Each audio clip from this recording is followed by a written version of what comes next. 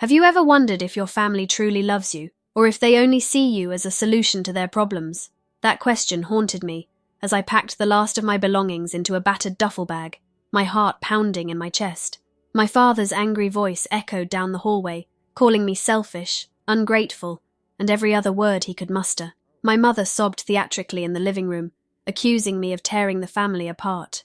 Meanwhile, my sister, my golden child sister, stood silently by the doorway, arms crossed, smirking ever so slightly, as if she knew she'd already won. Let me take you back to where it all began. I grew up in San Francisco, California, the younger of two siblings. My name is Min Hana, but everyone calls me Hana. My parents, Hung and Gok Lan, were immigrants who had built a modest life through hard work and sacrifice. My older sister, Nancy, was their firstborn, their pride and joy, or so it seemed.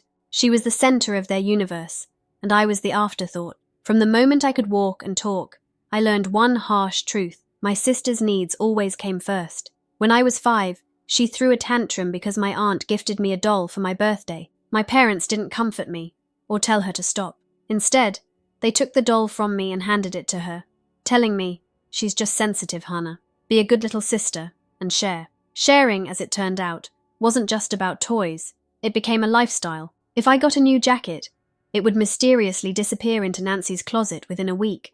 If I aced a test at school, my parents would shrug it off and ask how Nancy was doing instead. I was always reminded that she needed more attention, more help, more love, because she was special. By the time I turned 16, I'd perfected the art of staying out of the way. I threw myself into academics, finding solace in the structure and predictability of school. If I wasn't at home, I wasn't in the line of fire. And if I excelled, maybe, just maybe, I'd earn a sliver of the recognition my sister received so effortlessly. It wasn't until I overheard a conversation between my parents late one night that I realized the depth of their favoritism. "When Hannah is old enough, she can take care of Nancy," my father said, as if this was a simple, inevitable fact. My mother agreed, adding, "We've done enough. It'll be her turn to step up." Their words felt like a slap across the face. My existence wasn't for my own fulfillment. It was to be a lifelong caretaker for someone who had bullied and belittled me for years. Everything came to a head on my 18th birthday. I had been accepted into a prestigious college across the state, and I was ecstatic. It was my ticket out, my escape from the suffocating environment I called home. I thought, foolishly, that my parents would be proud. Instead, they were furious. "You can't just leave," my father yelled when I told them my plans. "What about Nancy? She needs you." I argued back for the first time in my life. "She doesn't need me. She needs therapy. She needs accountability. But I am not her babysitter." My mother tried to guilt-trip me, tears streaming down her face. "We sacrificed so much for you. The least you can do is stay close to home and help with your sister. What kind of daughter abandons her family like this?" "I'm not abandoning anyone," I said, my voice shaking. "I'm choosing myself for once." Nancy, who had been scrolling on her phone, finally chimed in with her trademark sneer. "Oh, let her go. She'll fail anyway. She's always been second best." That was the final straw. I packed my bags that night and left, staying with my grandparents in Oakland until it was time to move into the dorms. They were the only ones who supported my decision, telling me I deserved a chance to build my own life. My parents didn't speak to me after I left. I heard from family friends that they were mourning the loss of their daughter, as if I had died. College was tough. Without any financial help from my parents, I had to work 2 part-time jobs to make ends meet. I lived off instant noodles and pulled all-nighters to keep up with my classes. But despite the struggles, I thrived. For the first time, I felt free. Free to pursue my dreams. Free to define my own worth. Free to exist without walking on eggshells around my sister. Years passed, and I graduated with honors, landing a job at a marketing firm in San Francisco. Life wasn't perfect, but it was mine. I rented a small apartment, started paying off my student loans, and even saved up enough to take my grandparents out to dinner every month as a thank you for their unwavering support. I thought I had left the past behind me, but then, 6 years after I walked out of that house, my parents called. Their number flashed on my phone screen one ordinary afternoon, and for a moment, I considered ignoring it. But curiosity got the better of me. I answered, and my father's voice came through, cautious, yet desperate. "Hannah, we need to talk. It's about your sister." The moment my father said my sister's name, I knew this wasn't just a casual attempt to reconnect. Nancy had been the unspoken barrier between us for years, the elephant in the room they never acknowledged.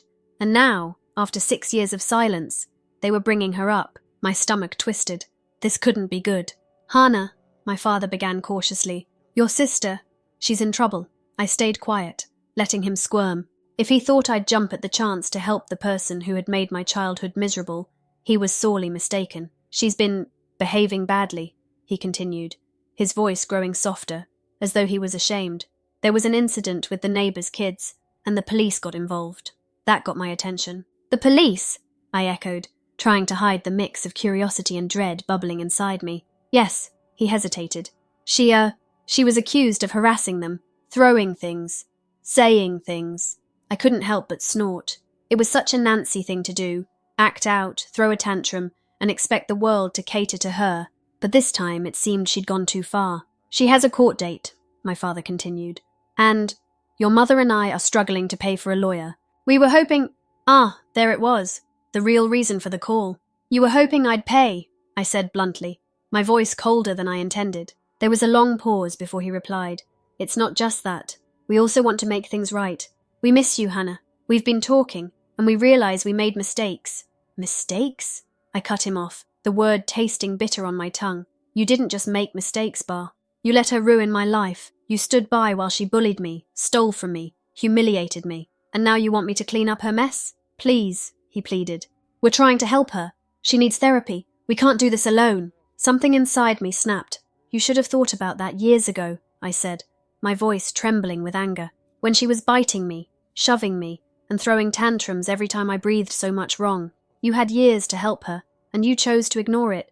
Don't come crying to me now because it's finally caught up to you." "Hannah," my father said, his tone now tinged with frustration. "We're your family. We're asking for your help." "You're not asking for my help," I shot back. "You're asking me to sacrifice myself again, just like you always did."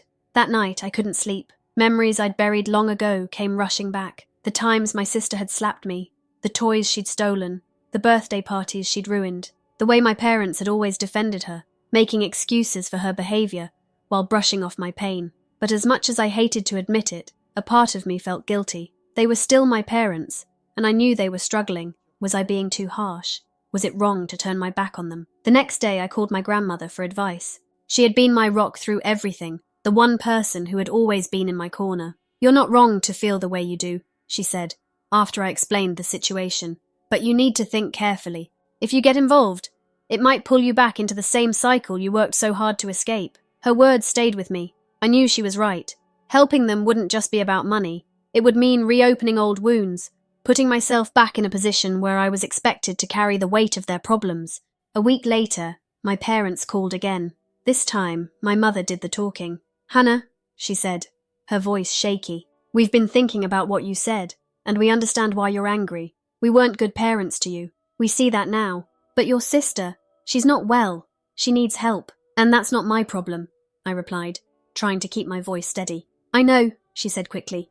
"I know it's not your responsibility, but she's your sister, Hannah. If we don't help her, who will?" Her words hit a nerve. They always knew exactly how to guilt me, how to frame their arguments in a way that made me feel like a monster for standing my ground.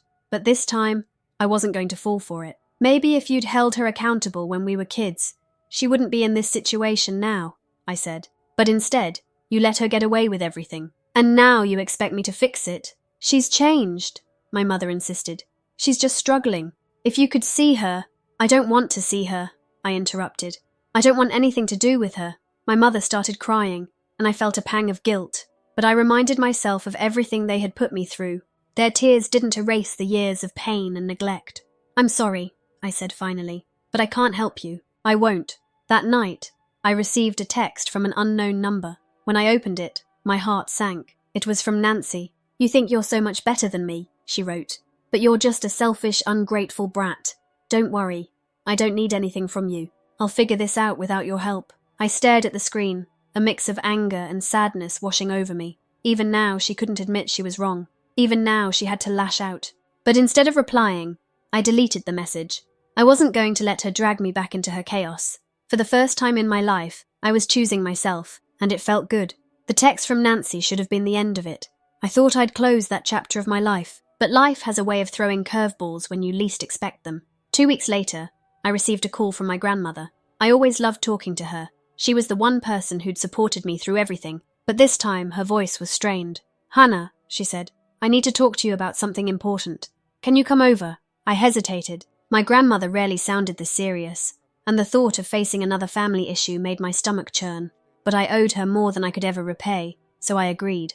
When I arrived, she ushered me into the living room.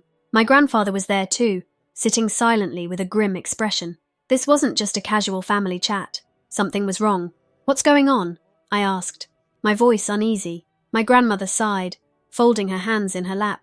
"Your parents have been telling everyone in the family that you're refusing to help with Nancy because you're selfish and ungrateful." My jaw dropped. "What?" "They've painted this picture of you," she continued, "as someone who abandoned their family, left us all to fend for ourselves, and now refuses to lift a finger to help when we need it most." I could feel my blood boiling. After everything I'd endured, they were trying to turn me into the villain. "I can't believe this," I muttered, my voice shaking. "They're the ones who pushed me away. They're the ones who made me leave." "I know," my grandmother said gently, "and so do we. But it's not just that. They've been trying to reach out to your boss." That made me freeze. "My boss? Why?" "To pressure you," my grandfather said, speaking for the first time. "They think if they make things difficult for you at work, you'll have no choice but to comply." I was stunned. This wasn't just manipulation. It was sabotage. My career, the one thing I'd worked so hard to build, was now under attack. The next day, I called my boss to warn him. He was surprisingly understanding. Apparently, my parents had already reached out, claiming they needed help contacting me for a family emergency. Thankfully, my boss saw through their lies and shut them down. But I wasn't about to let this slide. They'd crossed a line, and I was done playing nice. I decided to confront them directly. I showed up at their house unannounced, my heart pounding with a mix of anger and determination. My father answered the door, his face lighting up in surprise when he saw me. "Hannah, I'm so glad you came." "Save it," I snapped, pushing past him into the house. "We need to talk." My mother was in the kitchen, and when she saw me, her expression shifted from shock to guilt. Good. She should feel guilty. "I know what you've been telling everyone," I began, my voice cold. "I know you've been lying about me to the family, and I know you tried to mess with my job." My father raised his hands defensively. "We were just trying to get through to you by sabotaging my career." I cut him off. "Do you have any idea how much I've sacrificed to get where I am? And you were willing to destroy it, just to manipulate me into helping you." "We're desperate, Hannah," my mother said, tears welling in her eyes. "Nancy needs us, and we need you." "No," I said firmly. "What you need is to take responsibility for the mess you created. You enabled her behavior for years, and now you're paying the price. That's not my fault, and it's not my problem." "But we're family," my father argued. "Doesn't that mean anything to you?" I laughed bitterly. "Family? You mean the people who ignored me, dismissed me, and let me suffer for years? That's not family. That's just people who happen to share my DNA." The confrontation escalated quickly. My father tried to guilt me with stories about how hard they'd worked to raise me, while my mother alternated between sobbing and pleading. But I stood my ground. "You made your choices," I said finally, "and now I'm making mine. I won't be your scapegoat anymore. I won't sacrifice my life to clean up your mess." As I turned to leave, my father shouted after me, "You'll regret this, Hannah. One day you'll see how wrong you are." But as I walked out the door, I felt nothing but relief. For the first time, I was free of their control. That night, I received another text from Nancy. This one was even more unhinged than the last. "You think you're so much better than me," it read, "but you're just as pathetic as I am. You'll end up alone, just like everyone else." I deleted the message without responding. Her words didn't matter anymore. She didn't matter anymore. Instead, I focused on what I had, a career I loved, friends who supported me, and a life I'd built on my own terms. And for the first time in years, I felt truly at peace.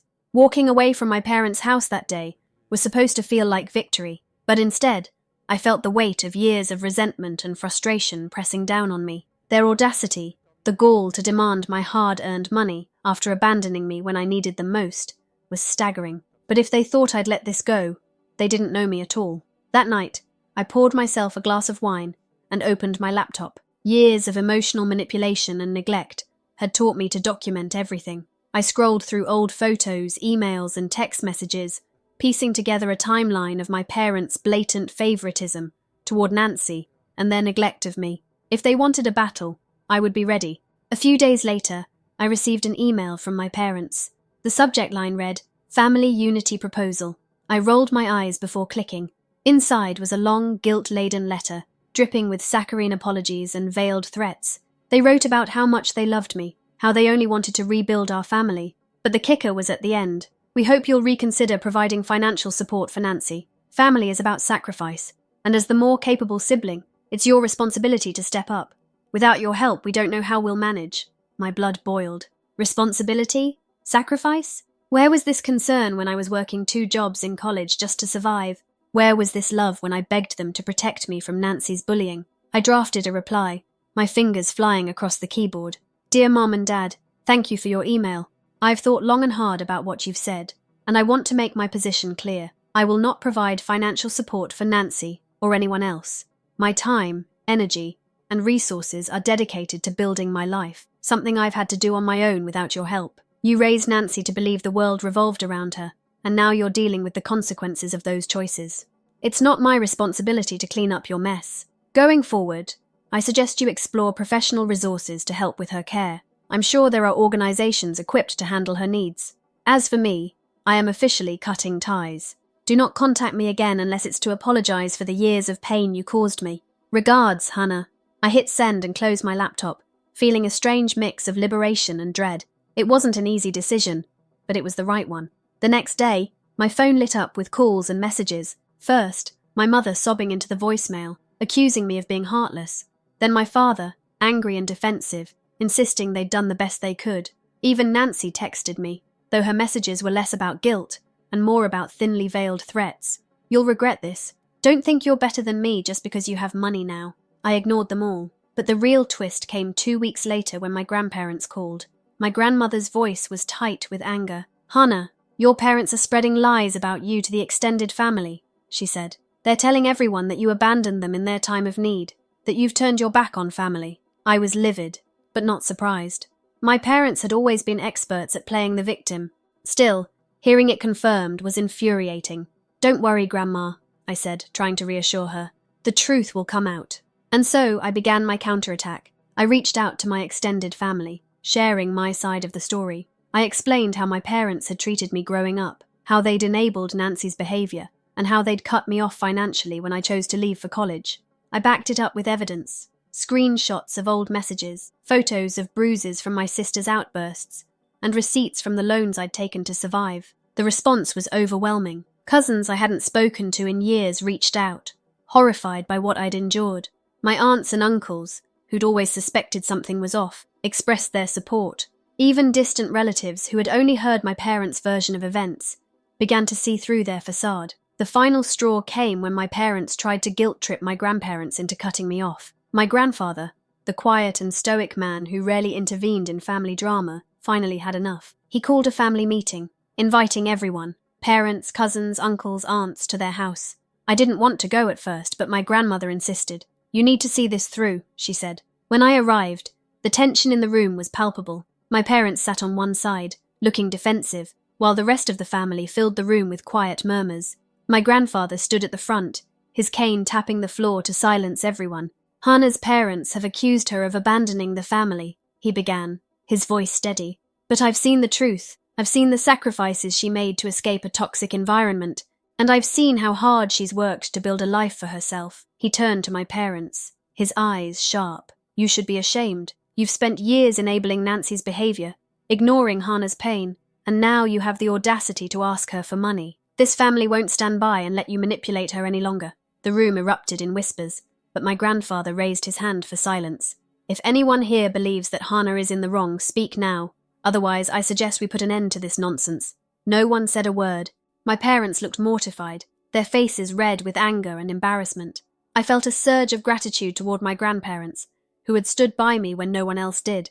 That night, I went home feeling lighter than I had in years. My parents' lies had been exposed, and I no longer felt the weight of their manipulation. For the first time, I was free to live my life without their shadow looming over me. I didn't know what the future held, but one thing was certain. I was done being the scapegoat.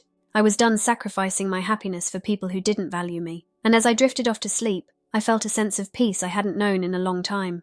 The days following the family meeting felt like stepping into a new chapter of my life. For the first time, I didn't feel tethered to the emotional manipulation and guilt that had defined so much of my past. My parents had lost their leverage, and Nancy's tantrums no longer held power over me. The distance I'd fought so hard to create was finally real, and it was freeing in ways I hadn't anticipated. With my parents out of the picture, I poured all my energy into my career. I'd been working as a project manager at a fast-growing tech company, and now I had the mental clarity to truly focus. My boss noticed the change almost immediately. "You seem sharper these days," she said during a meeting. "Like you're finally hitting your stride." And she was right. I'd always been good at my job, but without the constant distraction of my family's drama, I felt unstoppable. Within 6 months, I'd been promoted to lead a major initiative, a project that would position our company as a key player in the industry. The long hours were grueling, but they were worth it. For the first time, I felt like I was truly in control of my own destiny. Outside of work, I reconnected with friends I'd drifted away from during the chaos of my family's demands. One evening, while catching up with an old college friend, she said something that stuck with me. "You're glowing, Hannah," she said. "It's like you finally found yourself." I smiled because she was right. I had. While I was thriving, my parents and Nancy weren't faring as well. Word of the family meeting had spread through our extended relatives, and my parents' carefully curated image as the perfect, doting caregivers was crumbling. My uncle called me one evening, his voice a mix of anger and disbelief. "Your parents came to me asking for money," he said. "They tried to spin some sob story about how you abandoned them, but after hearing your side, I told them they wouldn't see a dime from me." It was a pattern that repeated itself. Relatives who had once been sympathetic to my parents' plight were now distancing themselves. My grandparents, who had always been their staunchest supporters, had all but cut ties, refusing to entertain any further requests for help. As for Nancy, her court-mandated therapy seemed to be having little effect. My cousin told me she'd been spotted yelling at a cashier in a grocery store, throwing a tantrum over a minor inconvenience. It seemed she was still stuck in the same cycle of entitlement and aggression, unable or unwilling to change. One afternoon, I received a letter in the mail. The handwriting on the envelope was unmistakable. It was from my mother. "Dear Hannah, I know I don't deserve your time or forgiveness, but I need to say this. I'm sorry. I'm sorry for all the years I ignored your pain, for putting Nancy's needs above yours, and for expecting you to shoulder a burden that was never yours to bear. I see now how much damage I caused, and I hate myself for it. Your father and I are struggling, but that's not why I'm writing. I just want you to know that I regret everything. If you can ever find it in your heart to talk to us again, we'd like to try to make things right. Love, Mom." I stared at the letter for a long time, my emotions swirling. Part of me wanted to believe her, to let the apology soothe the wounds I'd carried for so long.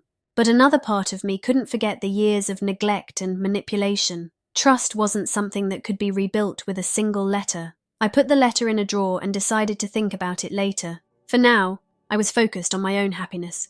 As the months went by, I started to find joy in the simple things. Quiet mornings with a cup of coffee, weekend hikes with friends, evenings spent reading without the shadow of my family's demands hanging over me. I even took up painting, a hobby I'd abandoned as a child, when Nancy destroyed one of my favourite pieces in a fit of jealousy. Standing in front of a blank canvas, I felt a sense of peace I hadn't known in years.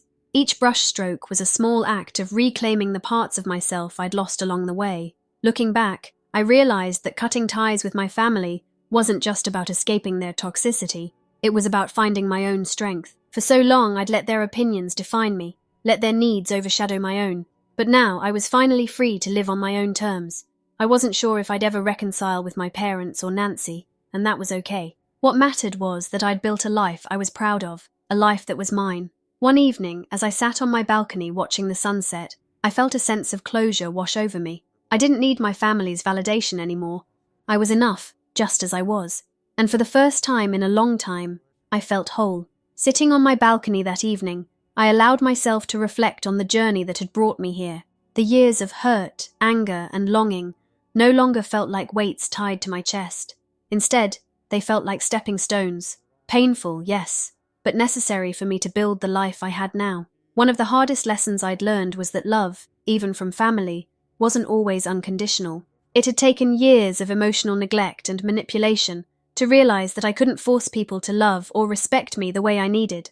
That realization had been heartbreaking, but it was also freeing. I had spent so much of my life bending over backward to accommodate my parents and Nancy, trying to earn their approval, but now I understood that their inability to give me the support I deserved wasn't my fault. It was their limitation. It wasn't a reflection of my worth. That didn't mean I had closed the door entirely. The letter from my mother still sat in my drawer, and every now and then I'd find myself pulling it out and rereading it. Her words felt genuine, but I wasn't ready to respond just yet. Forgiveness, I realized, wasn't something I could rush. It would come in its own time, if at all. Still, I hoped my parents would continue to reflect and grow. I hoped that one day they might find a way to truly make amends, not with grand gestures, but through consistent effort and genuine change. As for Nancy, I wasn't sure what her future held. Therapy might help her, or it might not.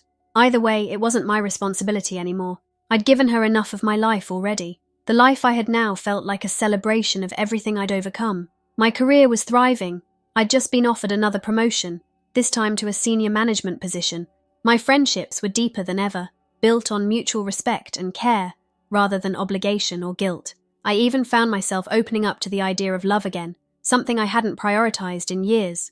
On weekends, I volunteered at a local youth center, mentoring teenagers who had experienced difficult family situations. It felt good to use my story to help others, to show them that it was possible to break free and build a better life. One girl, in particular, reminded me of myself, quiet, studious, always putting others first.